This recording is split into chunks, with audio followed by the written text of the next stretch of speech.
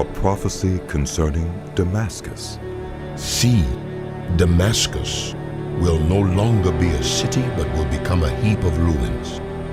The cities of Aroer will be deserted and left the flocks which will lie down with no one to make them afraid. The fortified city will disappear from Ephraim and royal power from Damascus. The remnant of Aram will be like the glory of the Israelites. Declares the Lord Almighty. In that day, the glory of Jacob will fade. The fat of his body will waste away. It will be as when reapers harvest the standing grain, gathering the grain in their arms, as when someone gleans heads of grain in the valley of Rephaim. Yet some gleanings will remain, as when an olive tree is beaten, leaving 2 or 3 olives on the topmost branches, 4 or 5 on the fruitful boughs. Declares the Lord, the God of Israel.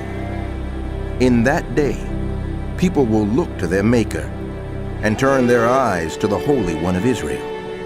They will not look to the altars, the work of their hands, and they will have no regard for the Asherah poles and the incense altars their fingers have made.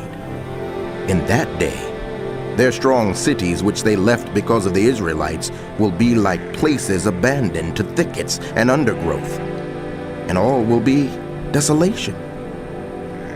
You have forgotten God, your Savior. You have not remembered the rock, your fortress. Therefore, though you set out the finest plants and plant imported vines, though on the day you set them out, you make them grow, and on the morning when you plant them, you bring them to bud, yet the harvest will be as nothing in the day of disease and incurable pain. Woe to the many nations that rage. They rage like the raging sea. Woe to the peoples who roar. They roar like the roaring of great waters.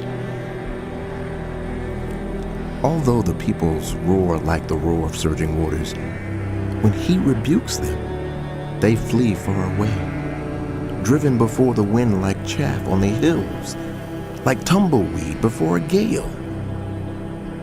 In the evening, sudden terror. Before the morning, they are gone. This is the portion of those who loot us, the lot of those who plunder us.